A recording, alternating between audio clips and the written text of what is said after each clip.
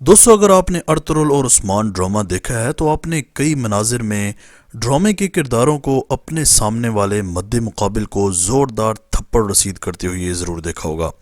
और ये थप्पड़ इतना ज़ोरदार होता था कि अगला शख्स फ़ौरन ज़मीन पर गिर जाता। दोस्तों, उस्मानी थप्पड़ एक ऐसी दिफाई तकनीक है जिसे उस्मानी तुर्क जंगों में इस्तेमाल करते थे, और ये एक ऐसी तकनीक है जिसके बाद अगले शख्स यानी थप्पड़ खाने वाले शख्स की खोपड़ी तक इसका असर जाता और फ़ौरन इसका सर चकरा जाता है, और ज़्यादातर तो वो मौके पर ही मर जाता था। दोस्तों, इन ड्रामों में भी इसको वाज़ह तौर पर दिखाया गया है, क्योंकि जैसे हथियार किसी भी मुल्क के फ़ौजी का लाजमी जुज़ होता है, इसी तरह सल्तनत उस्मानिया में थप्पड़ की ये तकनीक भी बहुत लाजिम थी। कहा जाता है कि अगर ये थप्पड़ किसी घोड़े को भी रसीद कर दिया जाए तो वो भी जिंदा नहीं रह पाएगा। दोस्तों, अगर हम तुर्कों के अरूज की वजूहात पर तवज्जो दें तो एक अहम वजह जो सामने आती है वो तुर्कों की अपनी मुखालफिन पर अस्करी सोच और हथियारों की बरतरी है। यही सोच हमें उस्मान, उरहान, मुराद और बायजीद के इब्तदाई मार्कों में भी नजर आई।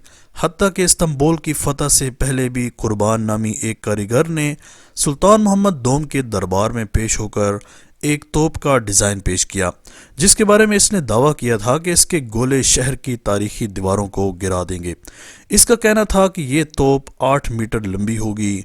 तो इसकी बात सुनकर सुल्तान मोहम्मद ने इसको जवाब दिया कि अगर तुम्हारी इस तोप ने कुस्तुनतुनिया की दीवारें गिरा दी तो मैं तुम्हें इसकी कीमत का 4 गुना दूंगा, लेकिन शर्त यह थी कि यह तोप 3 माह में तैयार होनी चाहिए।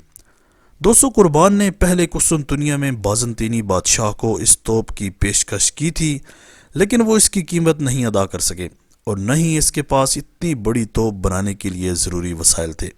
कुर्बान इस सूरत हाल को देखते हुए अपनी पेशकश लेकर उस्मानी सुल्तान के पास आए थे। तारीख बताती है कि सुल्तान मोहम्मद दोम ने कुर्बान की ये पेशकश कबूल कर ली थी, और यही तोप ही इस कदीम शहर की बड़ी दीवारों को गिराने में काम आई। इस मार्के के दौरान जब उस्मानी फ़ौज शहर की दीवारों के ऊपर पहुंच चुकी थी तो दोनों मुस्लिम और ईसाई फ़ौजों की ज़्यादातर तादाद की वजह से दीवारों पर जगह बहुत कम पड़ गई, जिसकी वजह से तलवार चलाना मुश्किल हो गया।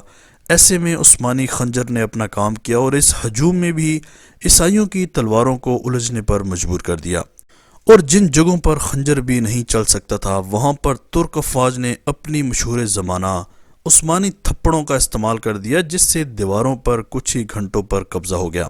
दोस्तों, अपने शुरुआती दौर में उस्मान गाजी समझ गया था कि उसके पास वसाइल बहुत कम हैं और मुकाबले में दुश्मन बहुत ज़्यादा, इसलिए उस्मान ने अपनी अफवाज को इन थप्पड़ों की मशक कराना शुरू कर दी। इस मकसद के लिए संगे मरमर के बड़े बड़े टुकड़ों पर तेल लगा दिया जाता और पूरा पूरा दिन सिपाही इनको थप्पड़ मारते रहते। इस एक्सरसाइज से इनके हाथ में इतनी ताकत आ जाती कि वो जिस चीज़ पर भी ज़रब लगाते उसको दिन में एक बार तारे ज़रूर नज़र आते। इसके अलावा ज़्यादातर केसेस में ये थप्पड़ इतना ज़ोर से मारा जाता था कि दुश्मन की खोपड़ी ही चटक जाती या उसकी गर्दन ही टूट जाती थी। दोस्तों, सल्तनत उस्मानिया की लड़ाइयों के दौरान स्क्रीन पर नज़र आने वाला बाशी बुज़ोग दस्ता थप्पड़ लगाने में सबसे ज़्यादा माहिर था। लड़ाई के मौके पर यह टेक्निक कई बार नाजुक सूरत हाल में काम आती, ख़ुसूसन जब दुश्मन भारी पड़ रहा हो। दोस्तों, अब ज़्यादातर टर्किश ड्रामों में इस थप्पड़ को बहुत ज़्यादा दिखाया जा रहा है। आप कमेंट सेक्शन में बताएं कि किस शख्स के चेहरे पर पड़ने वाला थप्पड़ आपके लिए यादगार रहेगा। आज तक के लिए इतना ही। इसी तरह के अमेजिंग वीडियोस के लिए माजिद टीवी को सब्सक्राइब करके बेल आइकन प्रेस कर दें, ताकि माजिद टीवी के आने वाली हर वीडियो की नोटिफिकेशन आपको आसानी से मिलती रहे। अगली वीडियो तक के लिए इजाज़त दीजिए। अल्लाह हाफिज़।